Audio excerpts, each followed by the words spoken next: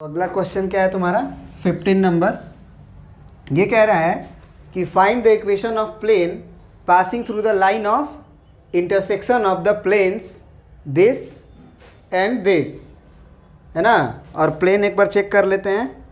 Are vector dot I cap plus J cap plus K cap is equal to 1 and R vector dot 2i cap plus 3j cap minus K cap plus 4 equal to 0 and parallel to the X axis.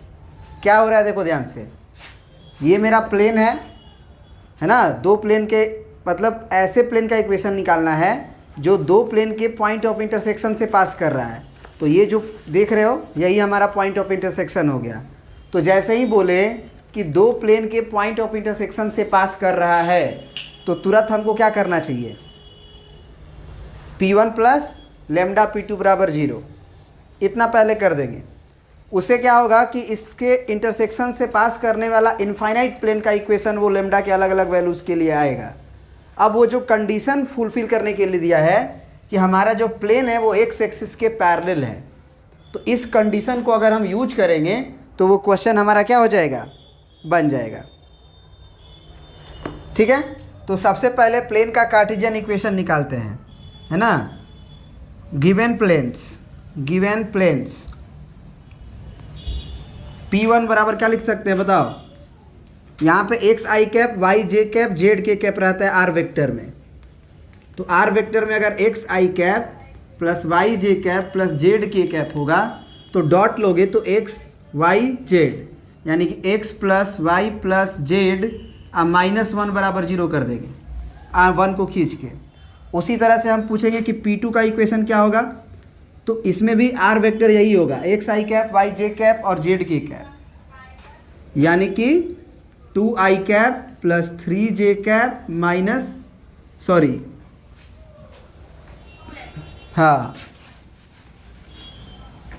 2x plus 3y minus z अब plus का 4 बराबर 0, है ना। तो हम लिखेंगे now equation of family of planes,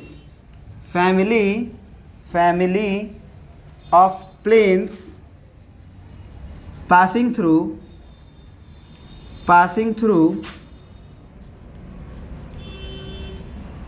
intersection of plane P1 and plane P2, ऐसे लिख देंगे बराबर 0 बराबर 0। तो वो हो जाएगा P1 प्लस लेमडा P2 बराबर 0, है ना।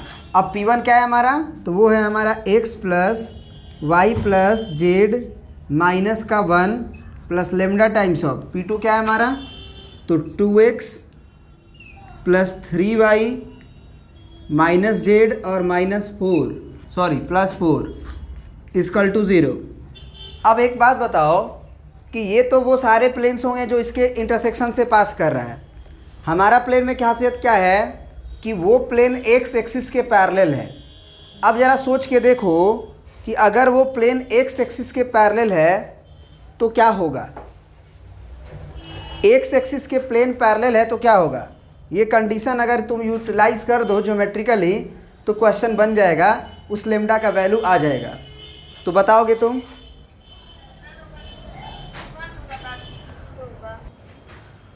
तो देखो क्या होगा।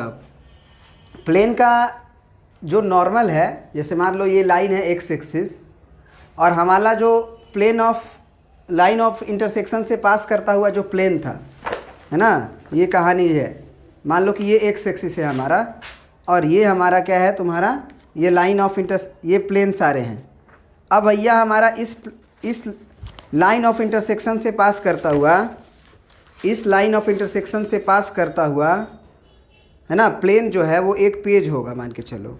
अब ये पेज अगर हमारा एक्स एक्सिस के पैरेलल है तो भैया एक कंडीशन होगा कि एक्स एक्सिस का जो लाइन है उसका डायरेक्शन रेशियो या डायरेक्शन कोसाइन और नॉर्मल प्लेन का नॉर्मल जो निकलेगा यहाँ से, ये मान लो पेन वाला, वो दोनों आपस में क्या होंगे, परपेंडिकुलर होंगे।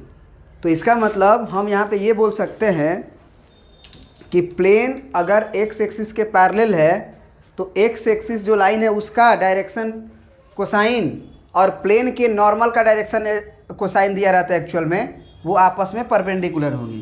तो यहाँ लिखेंगे कि सिंस गिवन प्लेन्स आर या प्लेन आर है ना parallel to plane are parallel two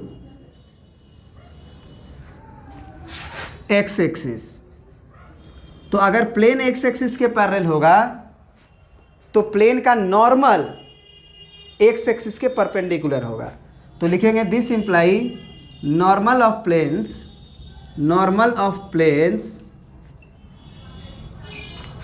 is perpendicular to x axis.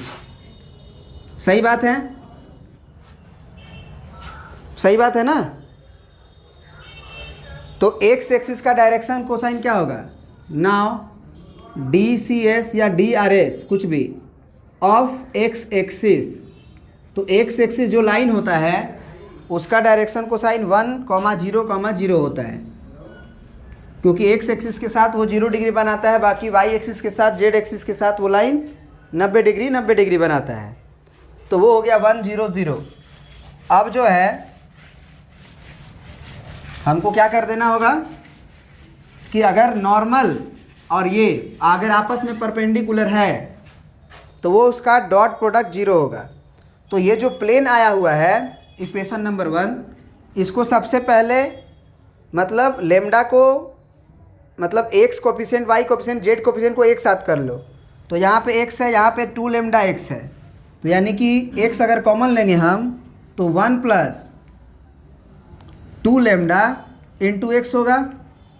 फिर y यहाँ पे आए और यहाँ से 3y लेमडा है, तो y अगर कॉमन लेंगे तो यहाँ पे 1 + 3 लेमडा हो जाएगा इंटू y। और फिर अगर यहाँ z देखें तो +1 और यहाँ से माइनस का लेमडा है ना इंटू z होगा। और फिर तुम्हारा हो जाएगा -1 और +4 लेमडा बराबर 0। तो नाउ